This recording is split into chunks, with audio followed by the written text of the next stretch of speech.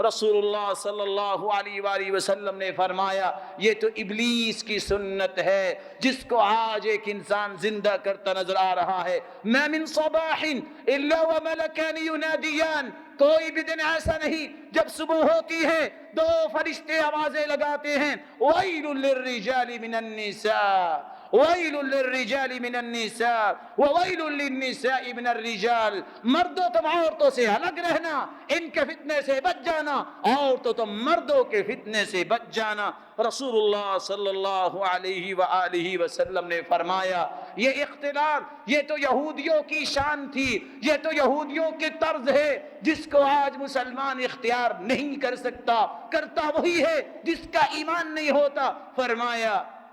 لَتَتَّبِعُنَّ سُنَنَ مَنْ كَانَ قَبْلَكُمْ شِبْرًا بِشِبْرٍ وَذِرَاعًا بِذِرَاعٍ حَتَّى لَوْ أَنَّ أَحَدَهُمْ دَخَلُوا جُحْرَ ضَبٍّ لَدَخَلْتُمُوهُ وَلَوْ أَنَّ أَحَدَهُمْ جَامَعَ امْرَأَتَهُ فِي الطَّرِيقِ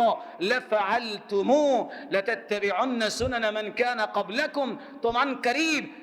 ان لوگوں کی پیروی کرو گے جو تم سے پہلے گزر چکے، جہاں انہوں نے قدم رکھے تم بھی رکھو گے، مرعوب ہو کر متاثر ہو کر۔ افضل تو تم ہو ایمان والو، لیکن جب ایمان نہ رہے گا تم ان کی پیروی کرو گے۔ اگر وہ راستوں کے اندر لو ان احدهم جامع امرأته في الطريق لفعلتموه، اگر راستوں کے اندر حیوانوں کی طرح